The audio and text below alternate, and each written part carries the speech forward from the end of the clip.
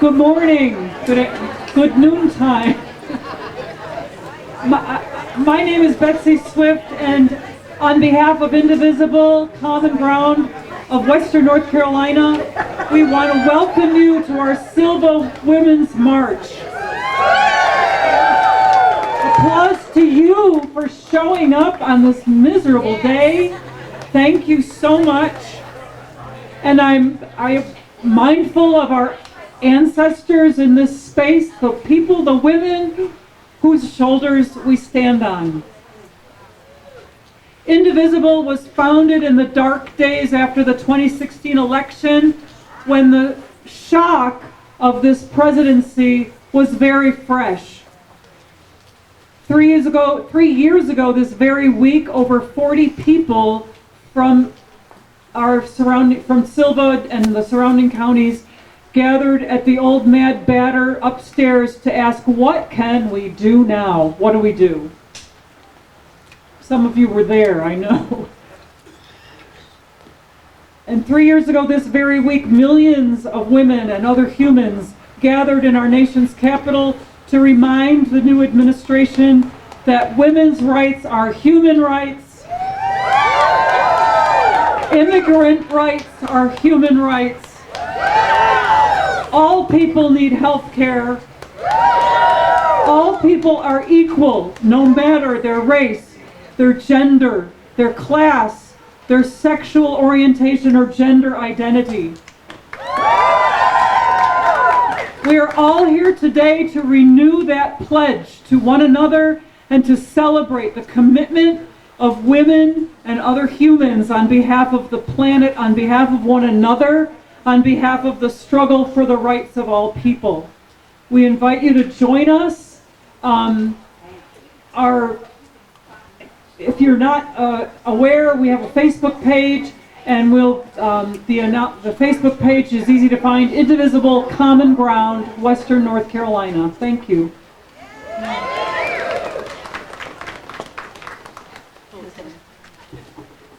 Welcome again, and thanks for coming to the Sylva Women's March 2020. We did say rain or shine because we're not afraid of a little weather. The Women's March swept the entire country and the world in 2017. We showed the world that our resistance is massive and fired up, and it paved the way for more protests against Trump's unjust policies. It inspired young women, especially women of color, to run for office, many who had never ever considered it, and we helped build the blue wave in 2018.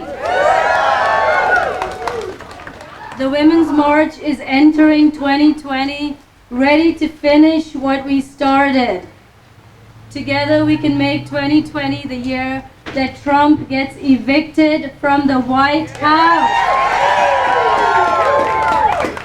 Today we are marching again to reverse the attacks against our bodies and our rights. We're marching together to rise up above Trump and everything he stands for, to win the change that we need. When millions took to the streets in 2017, 3 years ago, it was for more than a protest. It was the start of a movement. What was originally just a march has now morphed into a national movement that has made women everywhere acutely aware of their power. So we won't lay low. We won't back down. And we will only rise up. Together we will rise up and finish what we started in 2017 to take our democracy back in 2020. This is the last march before the 2020 election, and we cannot allow anyone or anything to divide us or distract us. 3 years of resistance, 3 years of training, 3 years of building coalitions and building power, and it's all leading up to this one moment. This is the year we stop resisting those in power and start taking back the power. We marched in search of hope in 2017, but we all know that hope is not enough. In 2020, we take back our power to the next level. We vote.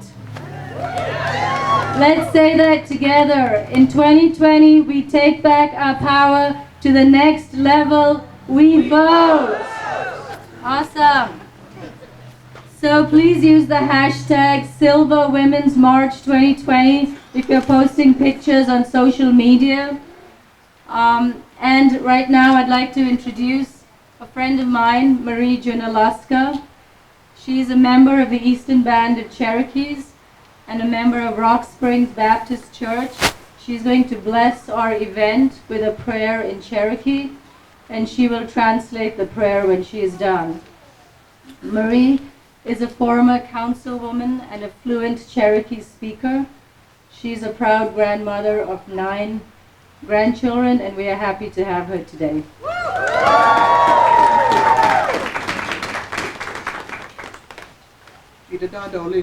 Let us pray. Skinella nahi, skidoda, galalati hahi. Elatin doza nalika sodish koli. Ozale heli kai. Ole ozila dishna desadai. Ule heli stinika. Skiadolitza, nole. Skigay hai. Atsa ega skinella doi. Ozale heli. Hani deshkiachki shahni shkozle heli. Skilna dailai. Urskeda. Unishkola ailahi anekahia. Ailati aneki. Nolahi diganati ugawati gaishai. Osta. Nishkida hishinagad. Osta negastaneta. Hikaliza. Noatawi dagatin. Tawi. Jeg lager sjæste, du ligger der nåle af dana tog sjøjeste. Zisha galon er du da en gaftig da dårligste ham. Det gør det også, når det gaster neder. Galon er zisha. Ikke stylish, du da en da dårligste ham.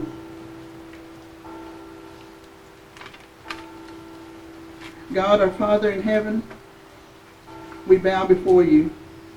We praise in your name and thanking you for your mercy and your love that you have for each one of us.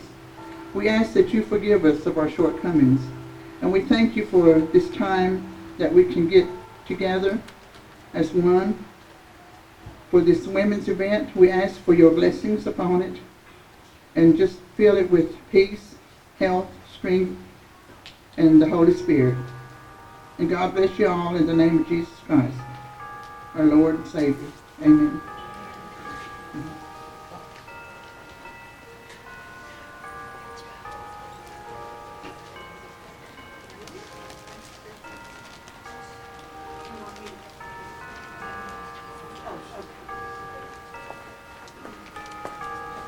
All right, so we're going to start with our speakers. And our first speaker is Gail Woody. Many of you know Gail. She first came to Jackson County in 1958 when her father became a seasonal ranger for the Great Smoky Mountain National Park. She has lived here full-time since 1974 when she got her first teaching job. She taught art for 15 years in Jackson County and was a health education specialist for the Jackson County Department of Public Health for 11 years. She was even my daughter Isabel's art teacher in high school. She ran for office and was elected a Jackson County Commissioner in 2018. And it is my honor to introduce to you Gail Woody.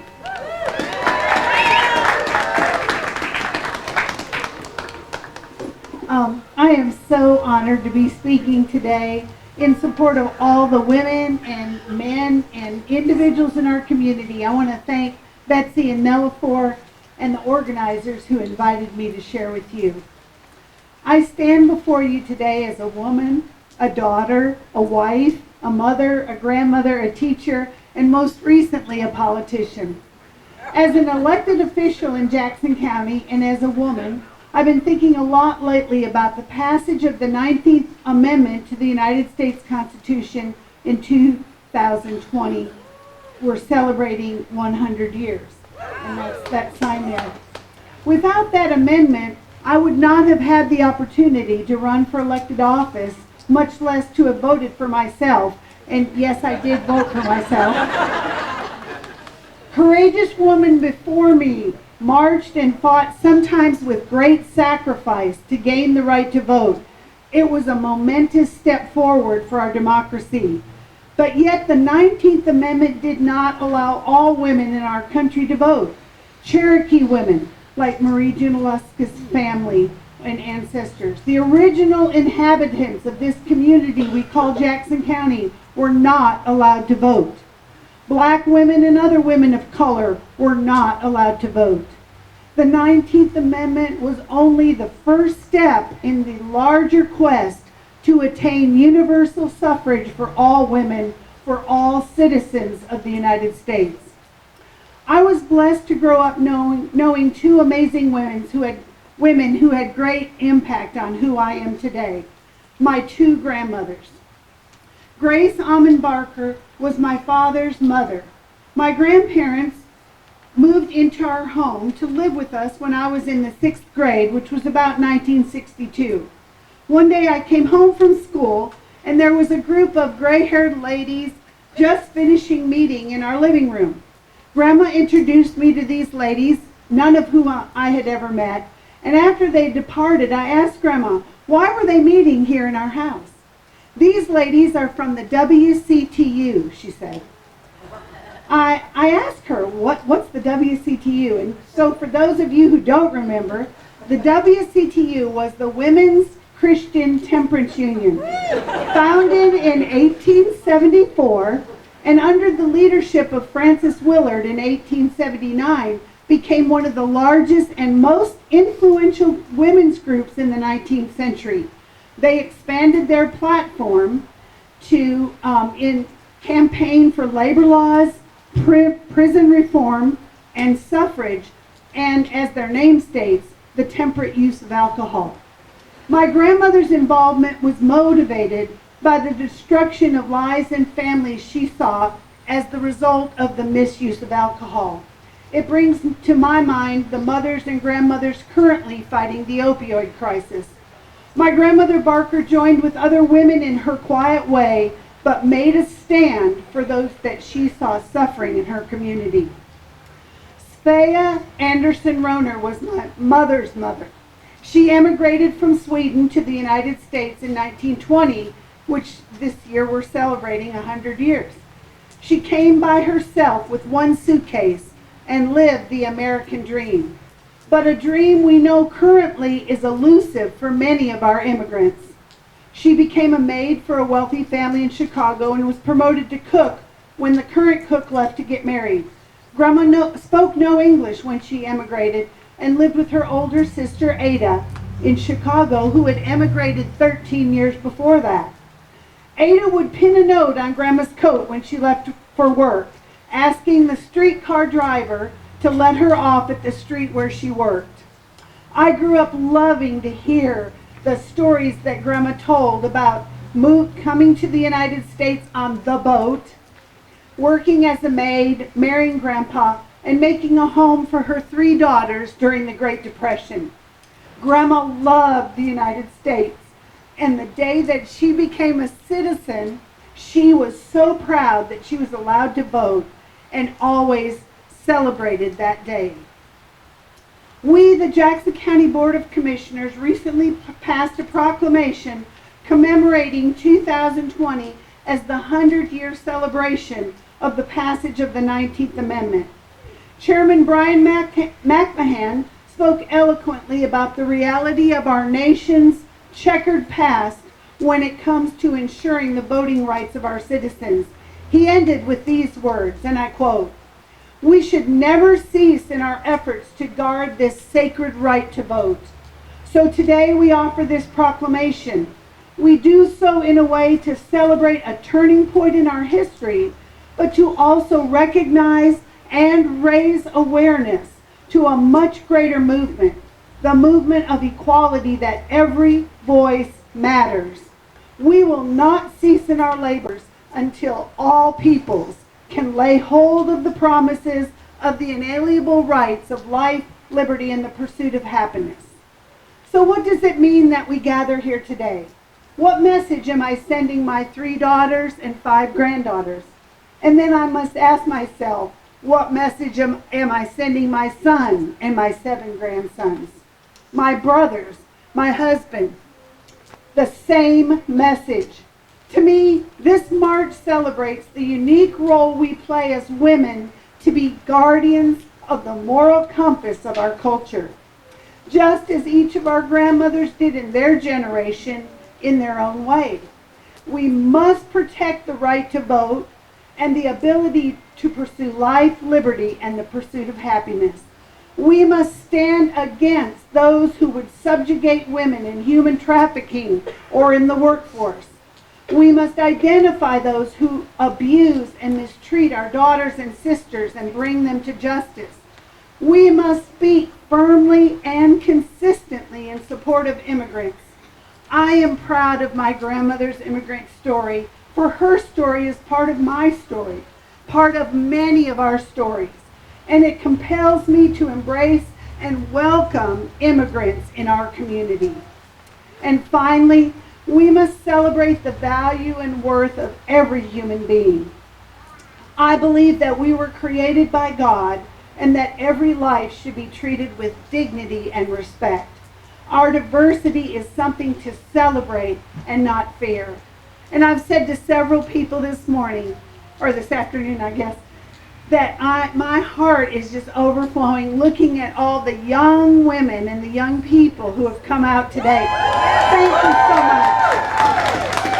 And I'll be honest with you, on a day like today, I was expecting to see a lot of gray-haired people like myself.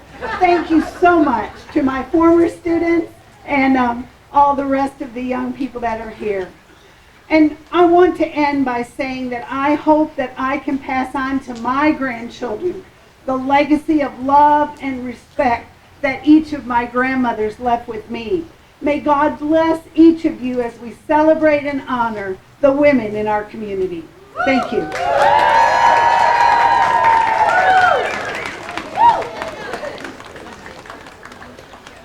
Thank you, Gail. Our next speaker is the Reverend Patty Curtis.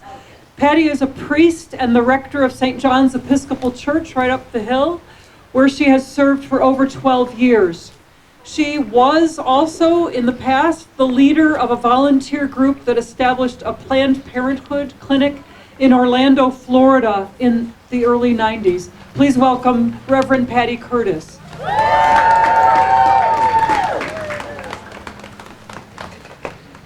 Thank you, Betsy, and thanks to all of you who are out here in this cold rain this afternoon.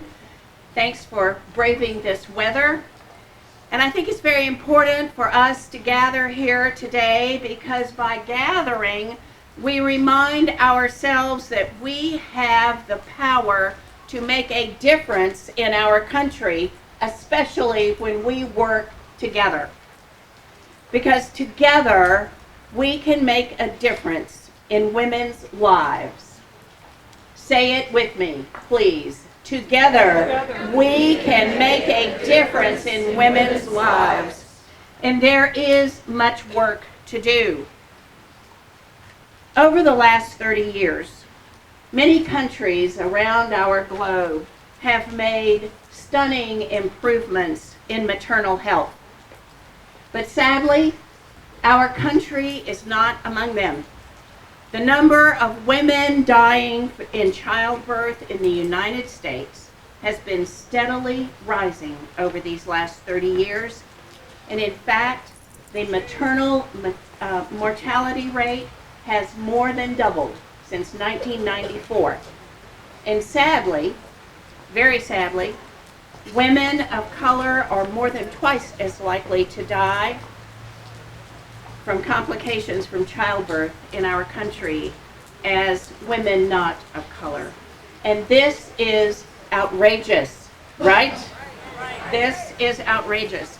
But this trend is going to continue, and it will continue because there are many people in our state and federal government who are working hard to prevent women from access to a full spectrum of reproductive health care.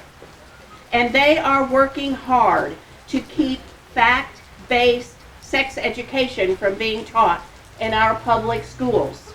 And they are working hard to keep young women from being able to access contraceptives. And they are working hard to keep young women from learning how to protect themselves from sexually transmitted diseases. And they are working hard to keep employers from including birth control in their health insurance plans. And they are working hard to defund Planned Parenthood, a group that provides more primary health screenings, contraceptive services, STD treatment, and helps women be their healthiest when they want to become pregnant than any other provider in this country.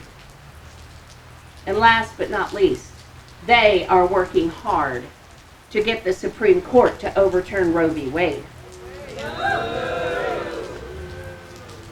All of this means that we have to work hard too. Why are you out here today? And I hope you are here because you know that when we work together, we can make a difference in women's lives. Let's say it again. When we work together, we can make a difference in women's lives all across this country.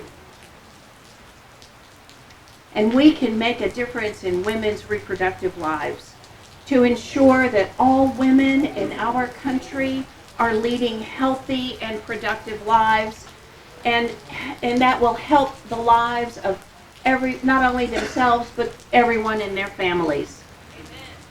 I am sure, thank you for that, amen. I am sure that there are many who are here today who do not remember what life was like before Roe.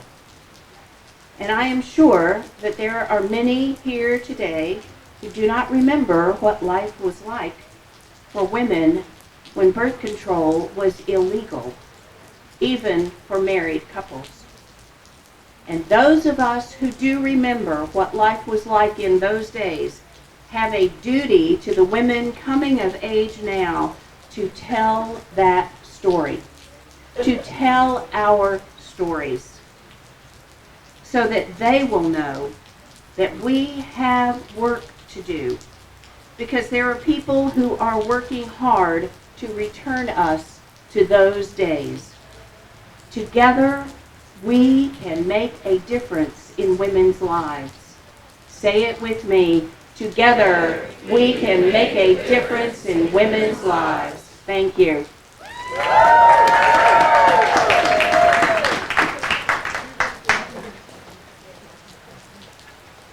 We've had a change of heart watching all of you in the rain, and I think if we're really careful and we snuggle up, we can make room for everybody up here.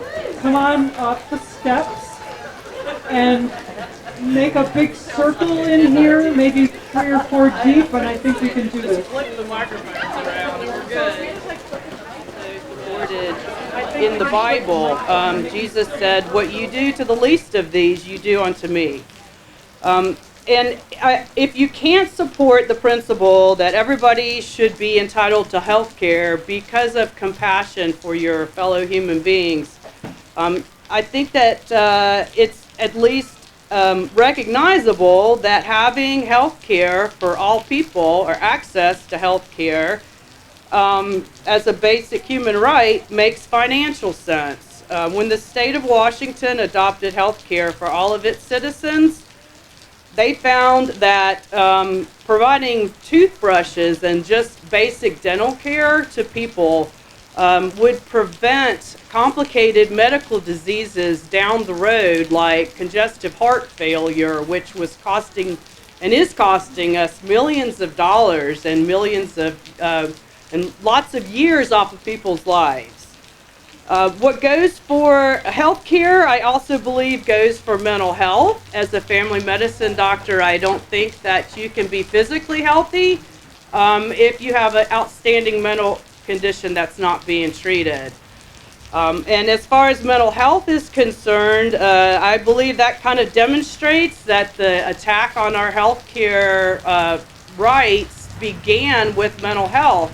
Didn't begin with the Trump administration. It began back in the 80s when Ronald Reagan cut federal funds to all mental health facilities in the states, and the mental health facilities literally opened the doors and turned people out on the streets. And I think that's probably one of the reasons that we developed our homeless population was from that. But now currently we have an administration, Trump and Attorney General Barr, who have joined the suit of the Republican states to overturn the Affordable Care Act and to invalidate the entire act. That suit is now quietly in front of the Supreme Court. And they had just filed a brief recently, which said from the Attorney General, our Trump administration's point of view, that even though they are telling people that they are the ones who are going to save health care, they are the ones who are going to make it better, they are the ones who are going to save the pre-existing conditions, they are the ones who are going to give you a better system. While they're saying all that, and there are quite a lot of people out there, I know some of them personally, who believe that they are telling the truth, but while they're saying that, they are now in front of the Supreme Court asking for them to invalidate the entire Affordable Care Act, which, as we know, is not perfect, but it is a vast improvement over what we had. So without that, we will lose the pre-existing conditions, protections, and we will lose the right for the 26-year-olds to be on their parents' policy, and there will be no more coverage for over 20 million Americans. The Trump administration, while they are trying to invalidate, the Supreme Court has just recently filed a brief that said, you know what, Supreme Court, you really don't have to decide this right now. Why don't you just wait a little bit and just hold off on making a decision until, I'm sure they're thinking maybe after the election, right? Because they recognize that most people want health care. The North Carolina Medicaid expansion, which was approved overwhelmingly by the House Committee and would expand health care to 300,000 more North Carolinians, is supported by Democrats and even some of the Republicans who recognize that not only is this popular, but this is a basic human right. That is, it's good for all of our people. So what can you do? You can pledge to be a healthcare voter. So if you will go to the website, Pledge to be a Healthcare Voter, you can take the pledge. And it says, I pledge to hold elected officials accountable and support those who fight to protect our care. Healthcare should be affordable, accessible, high quality, and should strengthen protections for everyone. You can also go to We Vote for Health, and that website has some information on how to get registered to vote, and it has information on the elections and when they'll be held and where they'll be held, and also on your local representatives that you can look up. So I would say go out and vote, and vote for health care, and try to sign everybody up that you know to vote as well. Thank you.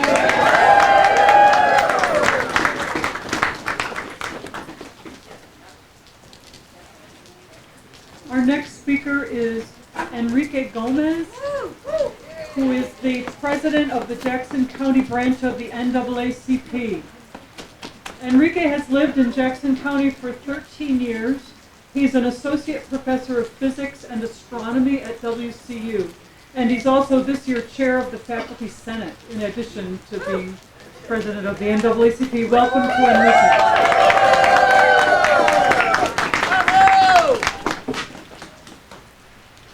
I am in mourning today.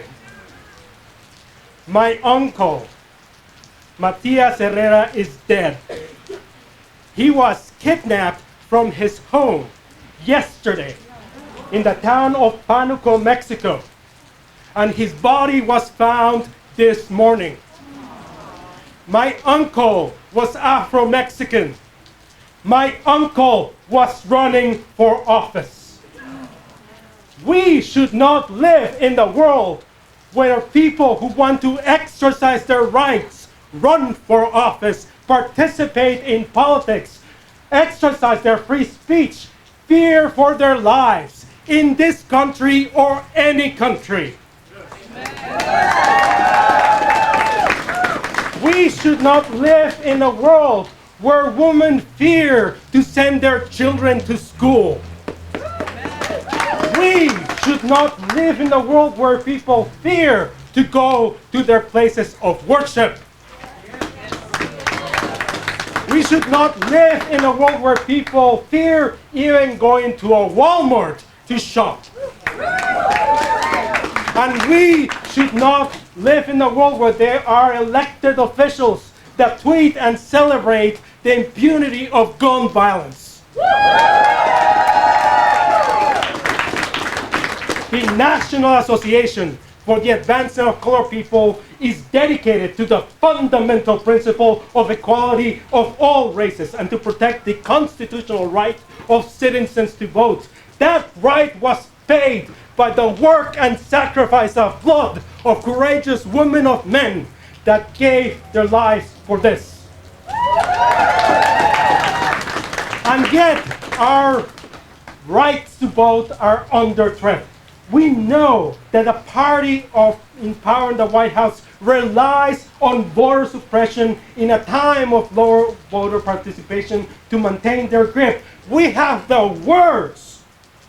We have the recordings of Justin Clark, the president's own top re-election strategist, telling Republican leaders in Wisconsin last November that the Republican Party has traditionally relied on voter suppression tactics to win in swing states, and they will do it again in 2020.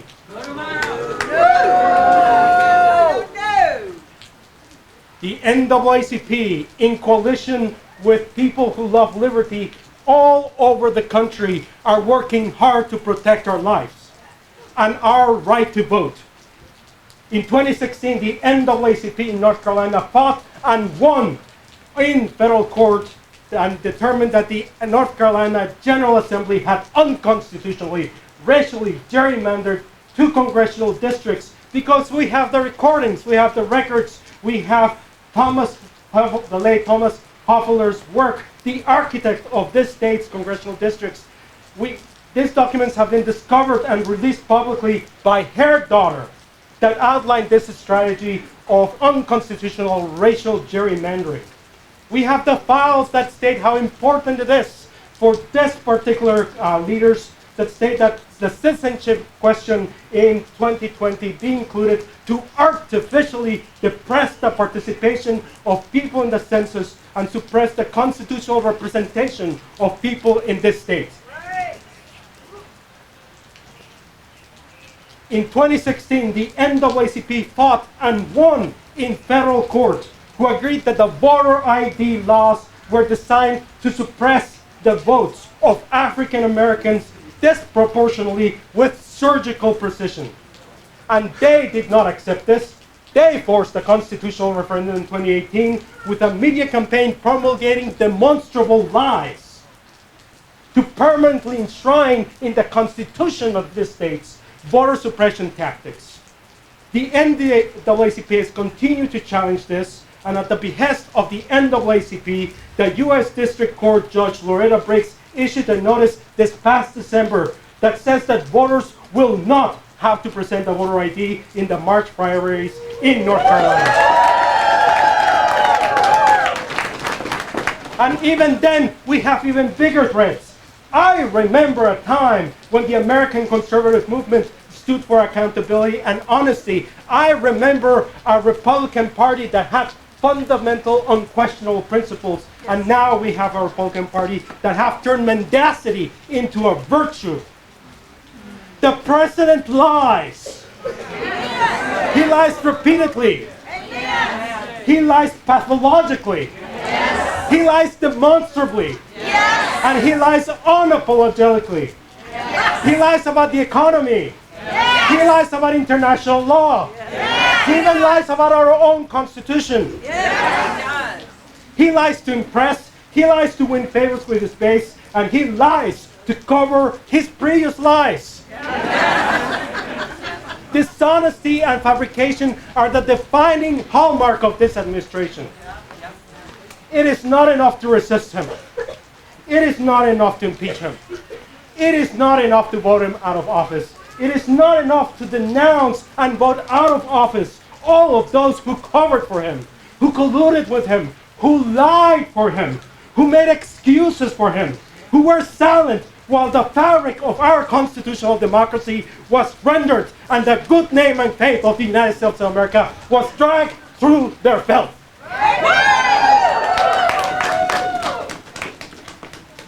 We need a constitutional restoration. We need to restore our democratic institutions and reaffirm our common constitutional moral values, or otherwise we will not have a nation that will be worthy of our children. The only way we can do this is through a massive voter participation, massive voter turnout. Somebody say massive voter turnout. Massive voter turnout! It's through a massive voter turnout at that level that the nation has never seen before, that we will overcome all schemes that the extremists in the orbit of this president have devised to lock their power.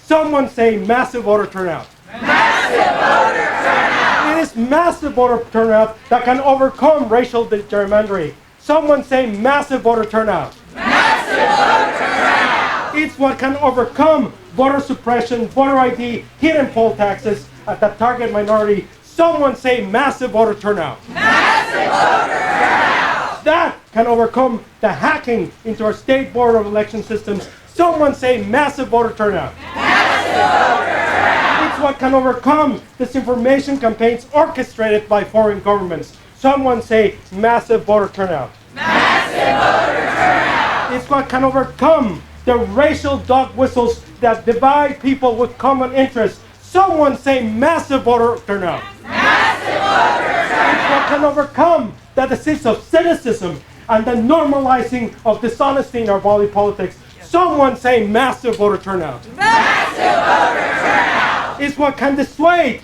a candidate as corrupt, compromised, beholden to foreign powers as this president from ever daring for running for office in this land. In the face of this most corrupt and moral leadership, I join a call for a moral revolution of values, an ethical imperative across the political spectrum that informs how we conduct ourselves and live by our shared values. We need to feminize our politics. And it is not enough to run a woman for office, because any woman can run and win for office of every office of this land.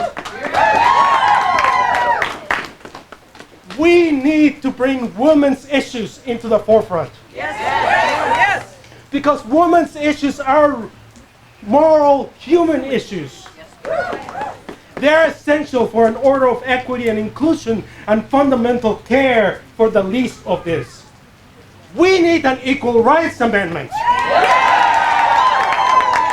There are moral laws and physical laws in this universe that are plain for all to see, that even the most powerful must bow to. And it is with the restoration of the integrity and accountability of our political system that we as a nation can invest in our common good. That we will take the poor, the oppressed, the sick, the marginalized, the refugee, the silenced, and raise them to a place of love and justice and dignity, because we are such a nation.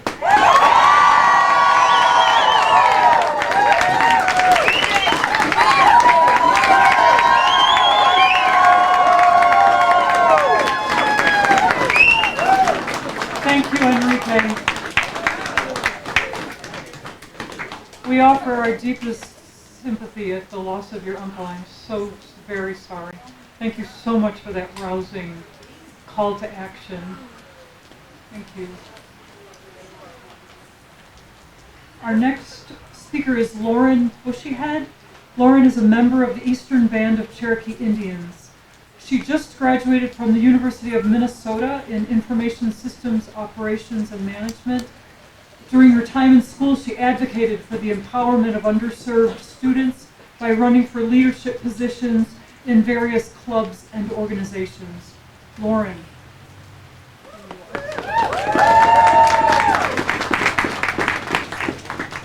Thank you.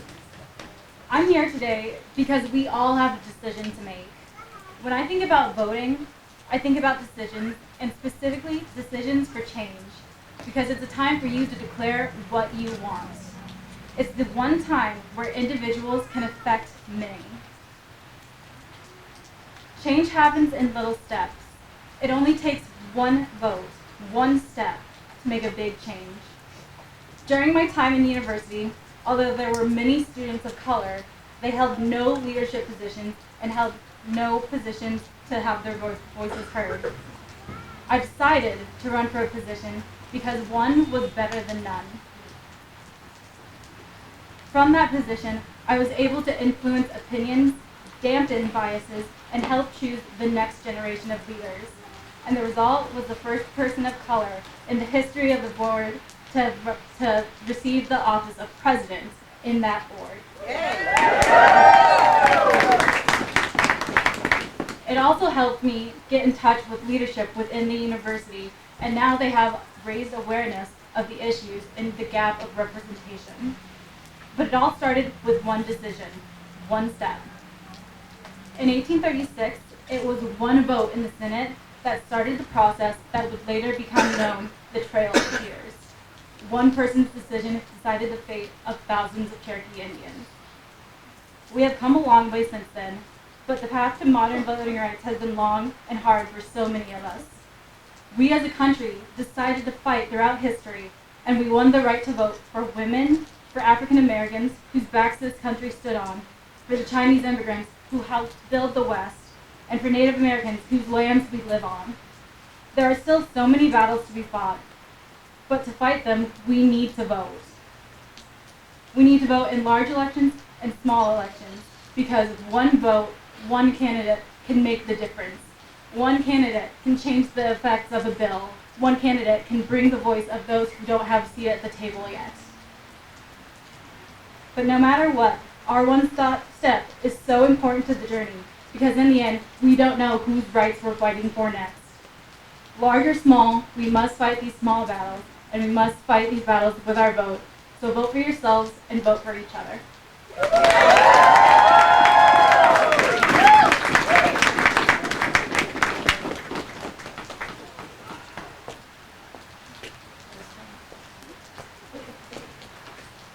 So our next speaker is also a student, and I'm so happy to introduce to you Sarah Mears.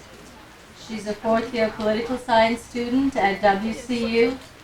She is an Andrew Goodman Foundation ambassador, a former campus Vote Project fellow and advisory board member, and team leader of Western Carolina University's Student Democracy Coalition. All right. I just want to say that I am so proud of the work of WCU's Student Democracy Coalition, because they really helped turn out the vote in 2018. And I'm proud to introduce to you Sarah.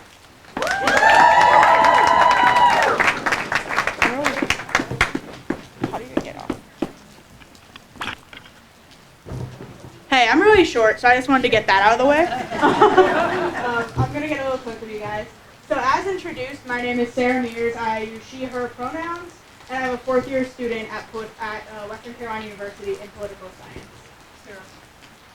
Okay, sorry. So as said, again, I'm the president of the Student Democracy Coalition, which is Western Carolina University's premier nonpartisan civic engagement organization. In short, our goal is to promote civic engagement through all of campus, and I'll circle back to how we do that in just a second. So another thing that's really pivotal, like very important, and has been very pivotal in my success, sorry, I'm about to speak English when it's cold, is that I am a Democracy North Carolina alumni of their 2018 Democracy Summer Internship Program. Yay. That program is actually how I got involved with politics in Western North Carolina as a region as opposed to just on campus. One of the most important things I gained that summer is they asked me to really think about who I am and why I care. Breaking that down is a whole lot harder than it sounds. You start with things like, I'm a woman, so I care about reproductive rights because I'm a woman. If you stay on that surface level, it is super easy to get stuck in this line of circular reasoning. So we were asked to take it a step further, and a step further, and a step further, until we were really doing some hardcore introspection on who we are, what experiences we've held, and how that has shaped our own worldview. And somewhere along that line, it clicked for me. Somewhere along the line, I realized that everything I was doing then and we are doing now comes down to the experiences that we've had. It sounds really, really simple, but that is what I believe to be the key. Relating to new voters comes down to the experiences they've had. And that is how we're going to increase voter turnout in 2020. That is how we're going to solve this issue. So, to be honest, that's why I think grassroots movements are so damn successful. Because through super intentional relational organizing, you get the opportunity to tell stories. And at the end of the day, I don't think people vote because they know a lot about a really intricate policy. I don't think people vote because they really love that politician. I think people vote because of that candidate's story, because of their own story, and because someone somewhere along the way told them a story and ended that story with, "Are you registered to vote at your current address?" My favorite line. I actually just ordered a t-shirt that said that in time for a polling location, so be on the lookout for that if you're around Western. But so over the last year or so, the Student Democracy Coalition, more than a year, has really tried to utilize that tactic and implement it into our organizing. We are storyteller organizers, and that is where we've seen a lot of the success. We launched the series Democracy 100%, which is taking a top-down issue-based approach to civic engagement, and it serves two main purposes.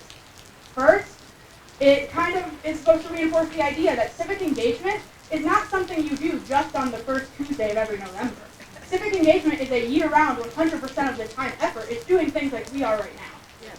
Secondly, that gave us the space to break down broad topics and intricate policies and relate that to the students we were speaking with. It gave us a space to not only tell our own stories, but hear the stories of the students we are trying to impact.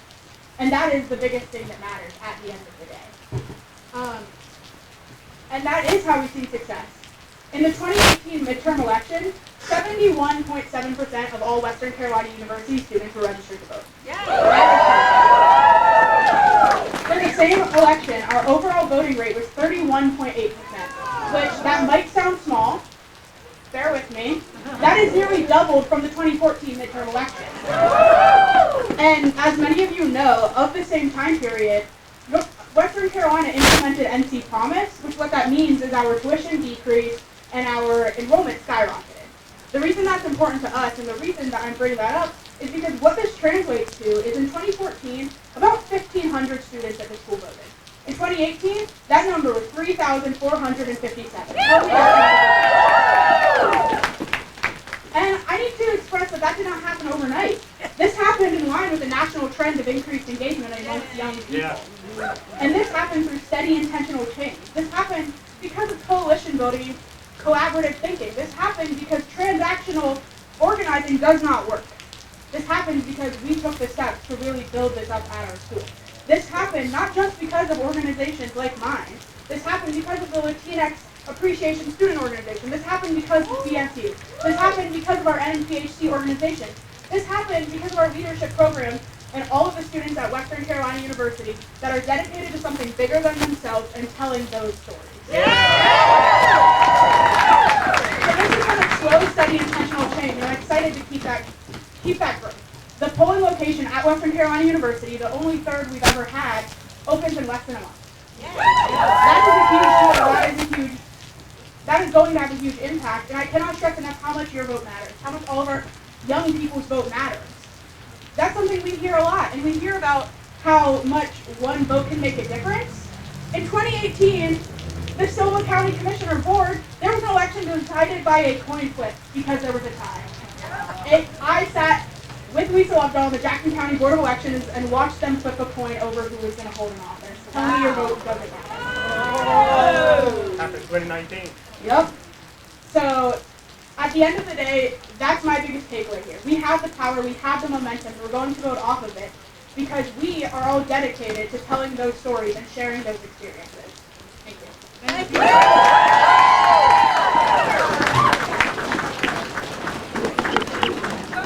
Thank you, Sarah. Our next speaker is Destry Legere. Destry, where are you? There you are. Okay, sorry. Destry is the founder and housing case manager for the Housing and Homeless Services Agency called HERE, which stands for Housing, Equity, Resources, and Education. It began operating in Jackson County in 2019. She is also the regional lead for the Western North Carolina Homeless Coalition. She has lived in Sylva for 4 years, and her adorable daughter was born here. Welcome, Destry.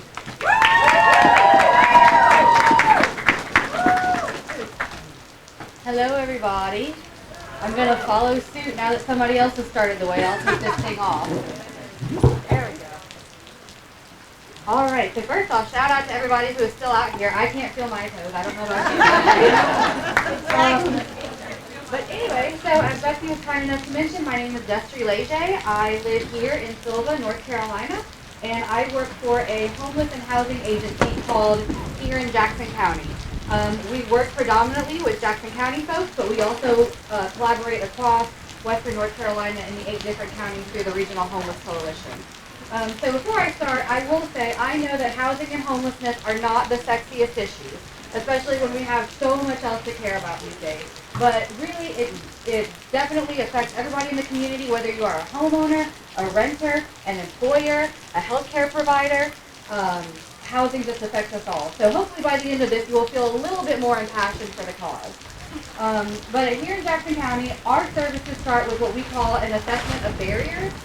So essentially, we start with figuring out why has this person or family not stayed housed, and why are they experiencing homelessness.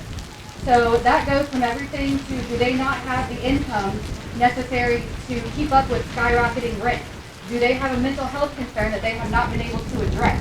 Do they have substance use issues that they have not been able to seek adequate treatment for because there aren't enough resources in Western North Carolina?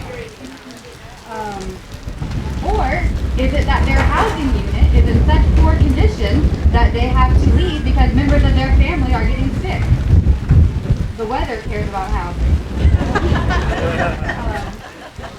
And what me and my coworkers have learned very quickly is that a lot of these causes are so much bigger than us and so much bigger than what we're able to address with people. So advocating for ending homelessness doesn't just mean advocating for housing. It means advocating for access to a livable wage. It means advocating for healthcare resources that people can get to in Western North Carolina. It means having harm reduction resources and treatment resources to treat the opioid epidemic that we're all facing. It means increasing services, which we know is effective, and decreasing criminalization of disorders and homelessness. We know that having public transportation and livable wages increase long-term housing outcomes. We know that people trying to stabilize their mental health have better outcomes when they have their own safe and secure, affordable housing. And we have plenty of research to show that if you give somebody who is trying to work on sobriety outcomes a safe, affordable place that they can work and rebuild on their sobriety outcomes, they have better long-term goals. Sobriety is one of the biggest barriers to housing, and housing is one of the biggest barriers to sobriety. Those two need to be in the same sentence more. And so part of our advocacy includes being smarter with our votes, especially after 2016. So it's a voting year, as we all know, 2020, God help us. But this year, it means no longer, at least for us, asking softball questions. We don't have representatives that are dumb enough to say, I don't support affordable housing. I don't support ending the epidemic for opioids. So this needs to be the year that we ask specific questions about measures that we know that work. So instead of saying, do you support affordable housing, say, what are you going to do to increase the housing stock for people living in poverty in this county? Because trickle-down housing does not work. Say, what are we going to do to enforce housing safety and sanitation standards? And in counties that we don't have a minimum habitability code, which we have here in Jackson County, say, what are you going to do to get our poorest out of these poor conditions where they are getting sick? And instead of saying, as far as treatment goes, one more, it's saying, what are we going to do to hold our landlords who are regularly, not all of them, we've got good landlords, but we have landlords in Western North Carolina that are taking advantage of our most vulnerable, our elderly, our disabled, our sick people, our poor people who cannot afford to live here. And so on top of that, when it comes to treatment, as we talked about opioid and housing being connected, we can't just say, do you support increasing treatment? Nobody's going to say no to that. We need to say, how are you going to expand access to harm reduction programming that we know saves lives? How are you going to ensure that substance users have equal access to housing in a market that routinely screens them out? How are you going to secure medical assisted treatment and re-entry programs for people whose disorder has been criminalized? And more importantly, are you going to expand Medicaid so that cost is not the biggest barrier to sobriety and treatment? So, in addition to asking you to be smarter with your vote and smarter with what you ask of your elected representative, I would like to leave one more challenge to all of you. And that is, I hope that you will make 2020 the year that if you see a problem in your community that needs fixing, you are the catalyst to change it. All of the advocating, all of the voting, all of the marching is not for anything if we don't have people in our community who want to address these issues. So if you want to see more substance use treatment in this program, fund it or start it. If you want to see more affordable housing, rent your units at an affordable rate. Just because your neighbor is $300 above fair market rent does not mean you need to be. And if you don't like the people that you are asked to vote for in 2020, then let 2020 be the year you start planning how you're going to run for office. And this is a good one, last one, is when we talk about wanting more diversity in these spaces and we want to see more people, we people of privilege, of white people, of affluence, of monetary privilege, need to say, what are we doing? How are we giving up our power, our space, our voice, to make room for those voices that we know need to be at the table? So, I hope that we make 2020 the year that we are effective, and I look forward to being in this fight with all of you. Thank you.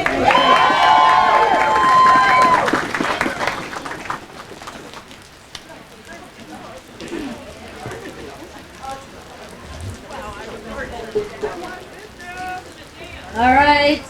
Our next speaker is someone that probably all of you know. His name is Joe Queen, and he is a member of the North Carolina House of Representatives, and he represents the 119th district, which is our district. He has served in both the Senate and the House, off and on since 2003.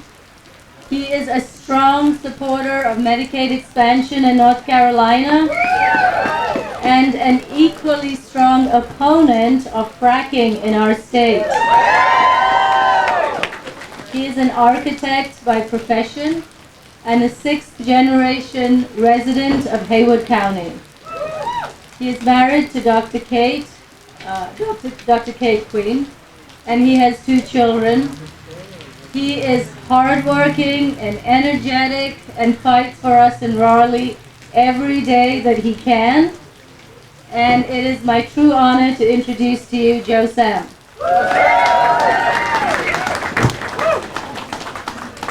Thank you.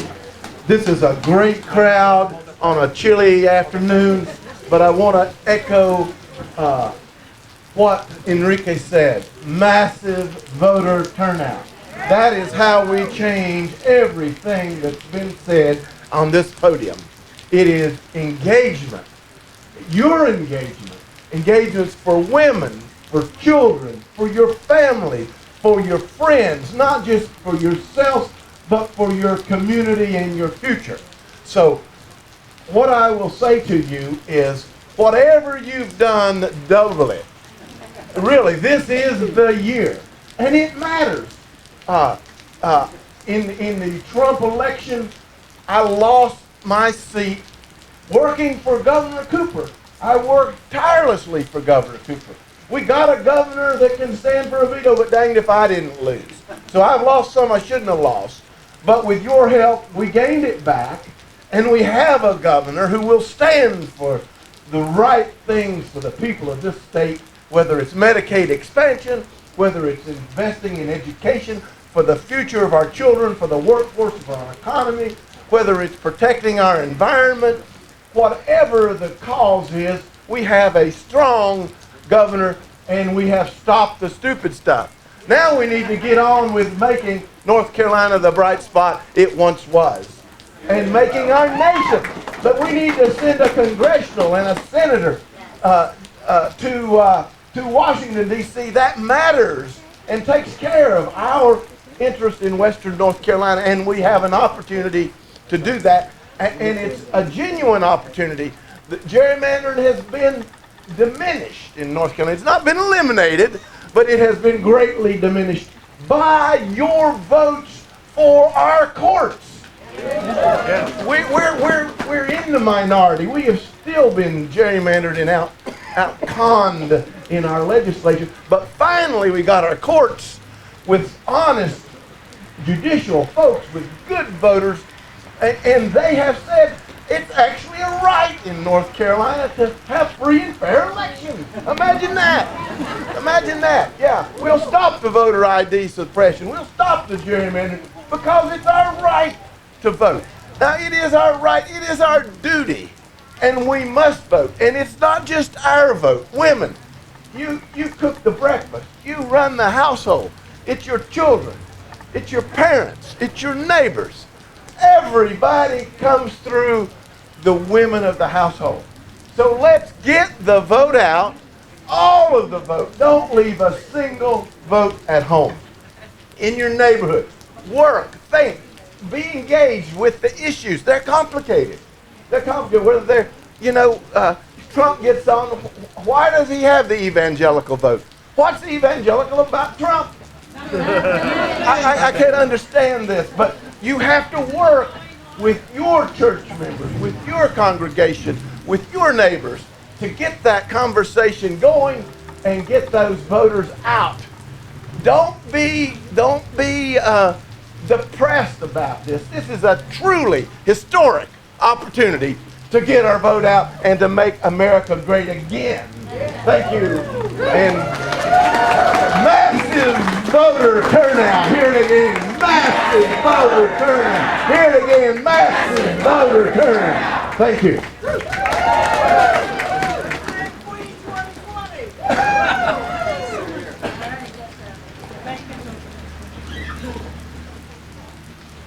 One thing I learned recently is that in a presidential year, a lot of people skip the down ballot races. And it's very, very important to keep this man in the seat in District 119. So remember, and tell people, don't skip those down ballot races when you go to vote for president. That's a real problem. Our next speakers, and we're almost done here. I know everybody's freezing. Our next speaker is Isaac Quillen, who is a 16-year-old. Isaac, are you here? There he is, Noah. He's a 16-year-old attending Jackson County Early College. He has many passions, among them being climate advocacy. Isaac has been a member of Citizens Climate Lobby for some time now and has gone to lobby for carbon pricing and even in Capitol Hill. Come on up, Isaac. And Nilofer Couture, many of you already know, is a registered dietitian who practices at the Cherokee Indian Hospital. She's lived in Jackson County for 22 years and has been an activist for progressive causes. She has attended the Climate Reality Conference with Al Gore and was recently elected to the Forest Hills Town Council in 2019. Yeah. Welcome, Isaac and Nilofer.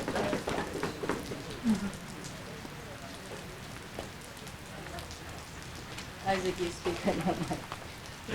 All right. Hey, Isaac. Did you know that in 2019, that was the second hottest year on record, according to the National Oceanic and Atmospheric Administration and NASA? Yep. And 2016 was the hottest, and 2015 was the third hottest? Yep. And Isaac, did you know that humans are burning lots and lots of fossil fuels for energy in planes and cars to light our houses? And that's putting greenhouse gases in the air. Those gases wrap around the planet like a blanket and make everything hotter. Yes, I did. And a hotter planet means bigger storms, melting ice caps, rising oceans. It makes it harder for animals and humans to find places to live. Mm-hmm. The Arctic is warming 3 times faster than the rest of the planet. Uh-huh. In a recent poll in the Washington Post, 7 in 10 teenagers said climate change will harm their generation. That's a bit more than older folks. That's you, Isaac. You're 16. Yeah. The kids are worried that the world is going to end. Uh-huh. Do you have eco-anxiety, Isaac? Yep. So what are we going to do about it? Well, we cope with stressors like climate change using problem-focused coping.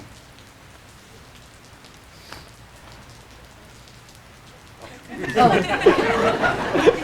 That sounded so smart, I was dumbfounded. All right, and? Well, there are actions we can take to mitigate the problems of climate change. We aren't hopeless against everything. We can make a difference through all of our actions, and we can help. And, Isaac? Well, we can recycle, we can compost, we can plant a tree, we can do lots of things to fight off against climate change. Vote. Yes. Did you also write to your legislator? Yes, I did. I wrote to Mark Meadows, and I also met with him and spoke with him in his office. Oh. So what else can we do? Well, we can also spread awareness through social media. We have all these hashtags up here, and we can turn off the lights, and we can go to climate meetings like CCL's, Citizens Climate Lobby, and Nilofer's, and we can go to marches like this one. Wow, those are all fantastic ideas, Isaac. Well, I also have one last thing to add. Like Joe Queen said here, we have to vote. Kids my ages, we can't vote, but we are counting on everyone else to, and we need to get out. Massive voter turnout.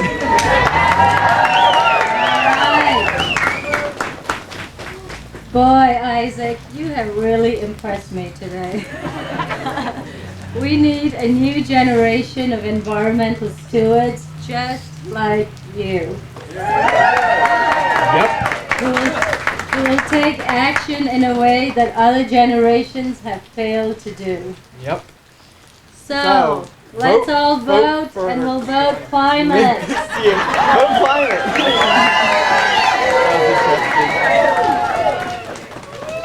All right, so we have another speaker, and his name is Ronnie, and he is going to introduce himself. But I do remember working with Ronnie in the last presidential election.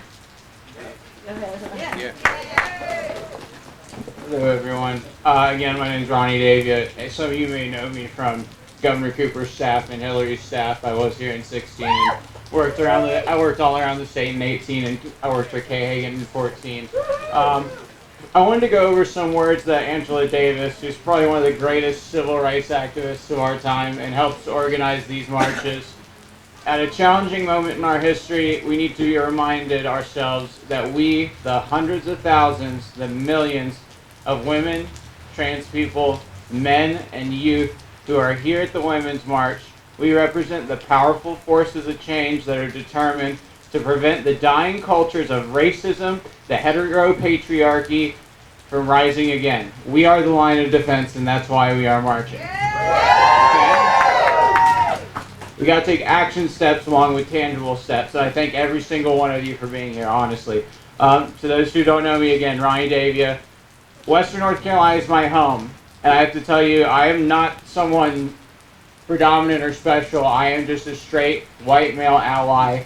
And I'm tired of seeing so much legislation coming and threatening people I love of all creeds and colors.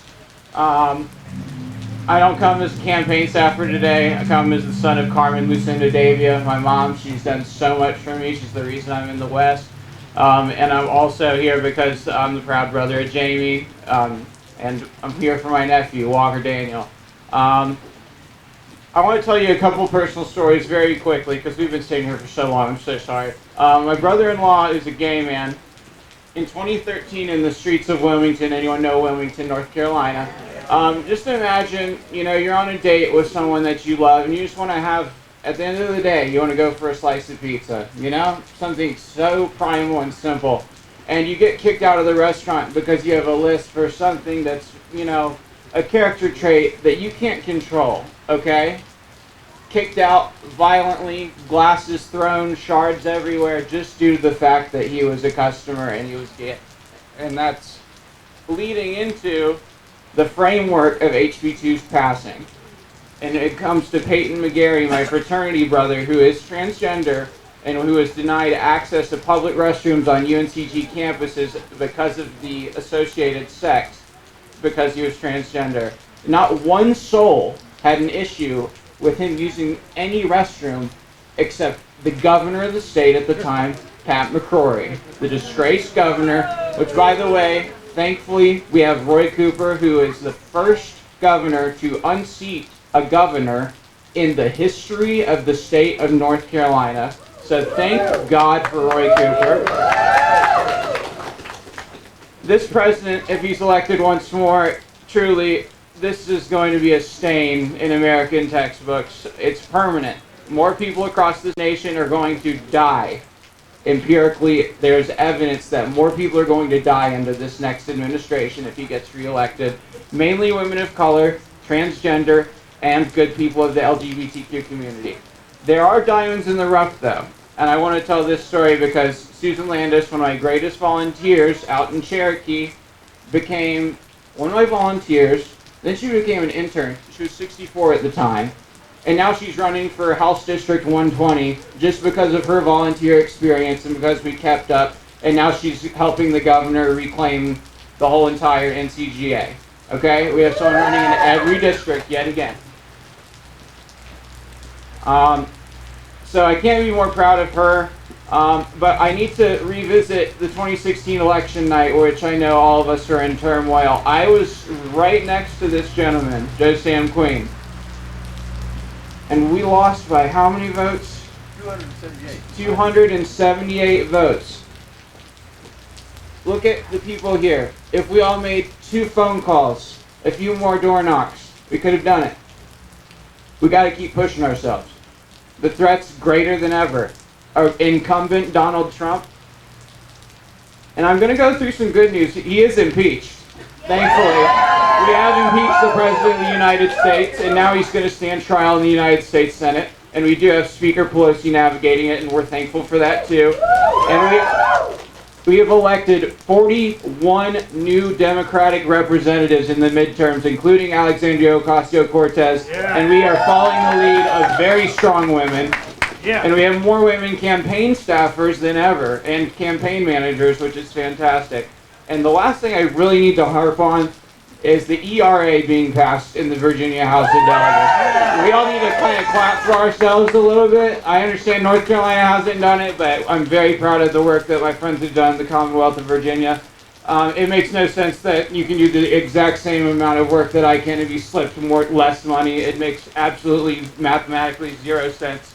But this is ground zero in Western North Carolina. We're all intersectional feminists. We need to prevent racism, Islamophobia, anti-Semitism, misogyny, and capitalist exploitation, which happens out here in the West very much, especially after hurricanes and all kinds of things.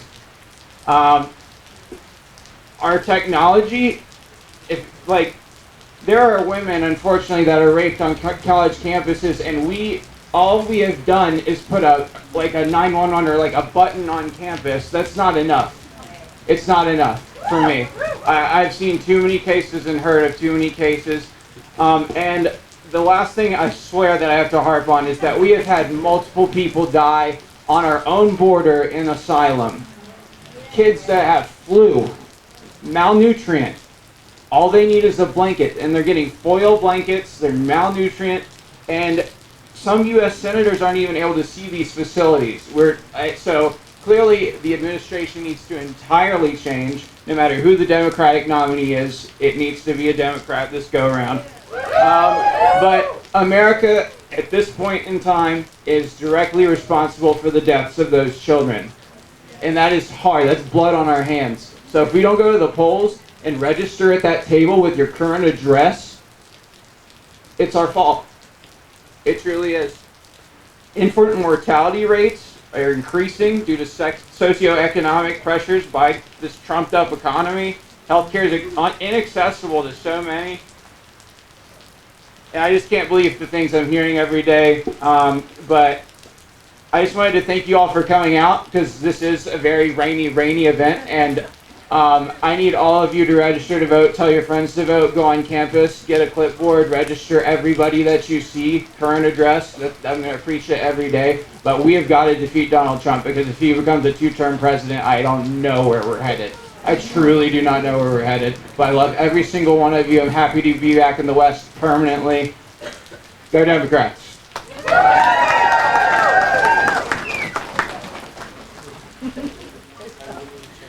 All right. So I'm going to introduce our last speaker to you. And before we do, I also wanted to tell you guys that it is pretty heavily raining. So we could take a poll to see who wants to march and who doesn't. So if you want to march, raise your hand. And we're going to do majority rules. So if you don't want to march, raise your hands.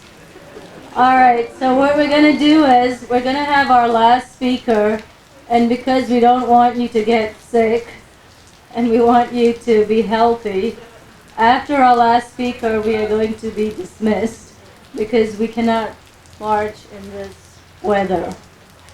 Is that all right? All right. Okay. So our last speaker, her name is Brittany Wyndham. All right, she's a junior at Western Carolina University. She's an English professional writing major with a minor in psychology. She is the president of the Black Student Union. Yay! And a member of the Inspirational Gospel Choir.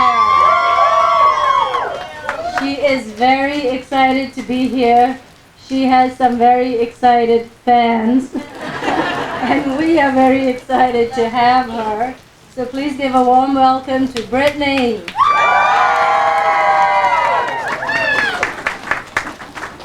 Hello. Okay, so it's very cold. I can't feel my feet. So I'm very excited to be here. When I was asked to speak today, I was completely caught off guard. But I asked myself, why? Why not me? I am a leader. I am strong and I am capable. And that is what we all are. That is what we all women need to know and understand, that we are capable, we are strong of making change. This march is to push through the oppression, the inequality, the blatant disrespect we women all face on a daily by dismantling these oppressive systems through nonviolent resistance. This march stands for advocating, empowering, and strengthening women across the nation. I believe that women's rights are civil rights, and civil rights are human rights. I am passionate about the empowerment of women, especially women of color, because of course I am one, and pretty much every woman in my life that has changed it for the better has been a black woman. Civil rights would not be as prominent and successful if it were not for women.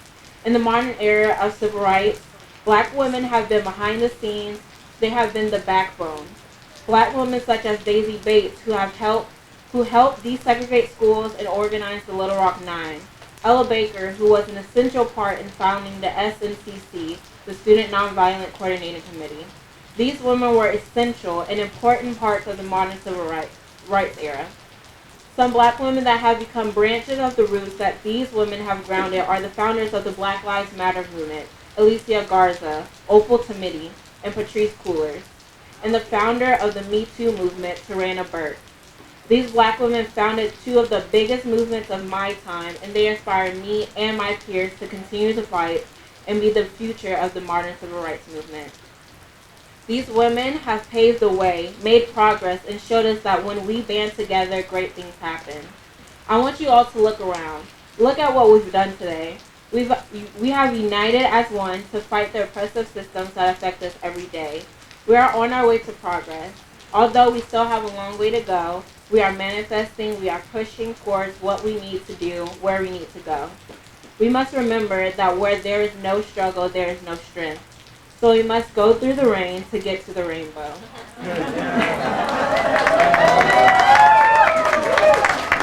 And through the words of Marianne Williamson, our deepest fear is not that we are inadequate. Our deepest fear is that we are powerful beyond measure. It is our light, not our darkness, that most frightens us. We ask ourselves, who am I to be brilliant, gorgeous, talented, fabulous? Actually, who are you not to be? You are a child of God. Your playing small does not serve the world. There's nothing enlightened about shrinking so that other people won't feel insecure around you. We are all meant to shine, as children do. We were born to make manifest the glory of God that is within us. It's not just in some of us, it's in everyone. And as we let our own light shine, we unconsciously give our people permission to do the same. As we're liberated from our own fear, our present automatically liberates others. Before I go, I just want to let everyone know that on Monday on Western Carolina's campus, we're having an MLK March at 11 o'clock, so you are all welcome to come. And I have flyers if you need them. So, thank you. Thank you, Brittany. Well, I saw the vote for marching or not marching.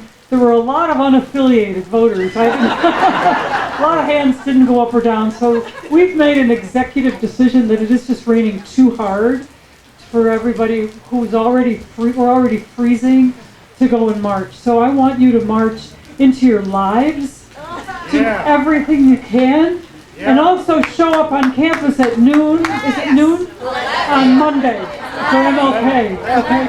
At 11, sorry. 11 at the big fountain area in the middle of campus. Okay. March into your lives. Do everything you can. Thank you so much to all of our speakers and for everybody. Give yourselves a big hand and march to the polls. March to the polls.